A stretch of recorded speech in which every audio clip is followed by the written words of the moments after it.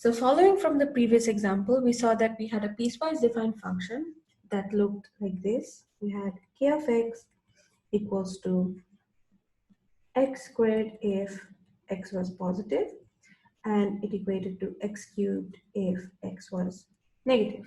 We also saw that the derivative of this function, which we will denote as k prime of x, equated to 2x if x was positive and 3x squared if x was negative. So for this example, we're going to evaluate this primed function and see how it behaves at x equals to 0 and find out if this function is differentiable at x equals to 0.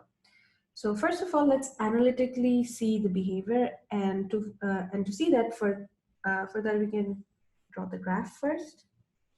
So the graph of this piecewise defined function will look something like this. So for the left-hand side, there will be a curve that looks like this. And for the right-hand side, there will be a straight line.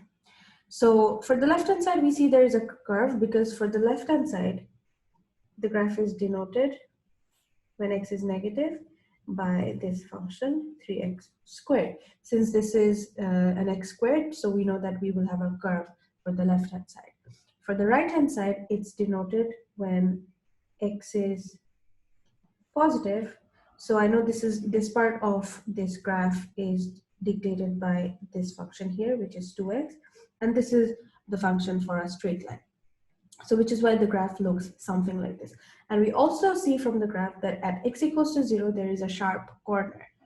So analytically, we can see something is happening here.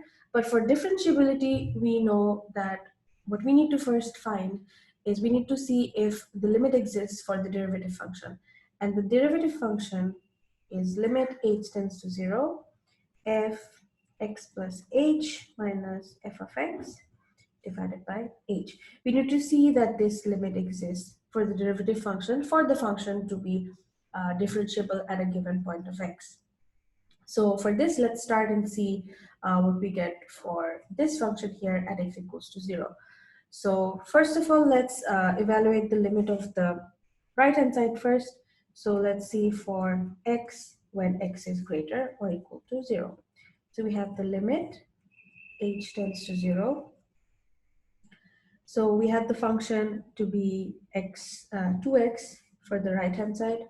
So we will have 2x plus h minus 2x divided by h. Now this will further break down to look like 2x plus 2h minus 2x divided by h.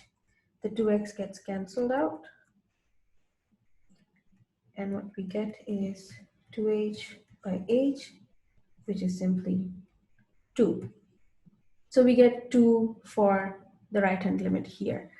And now we're going to evaluate the left-hand side limit. I'm going to write it over here. So for when x is less than 0, what we get is kind of similar. So now we're going to evaluate this function. And now we know that for the left-hand side limit, we have 3x squared. So substituting 3x squared into this derivative function, we have this expression, and then further we get 3x squared plus 2hx plus h squared minus 3x squared divided by h. This will equal to 3x squared plus 6hx plus 3h squared minus 3x squared divided by h.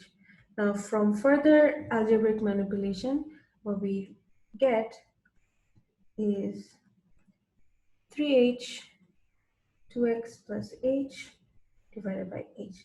Now we can just go ahead and cancel the h here. And finally, we're going to be left with limit h tends to 0, 3, 2x plus h. Now imposing the limit, we have 6x. So at x equals to 0, this will equal to 6 0, which is basically 0. So now we're going to see what happens at both of these limits.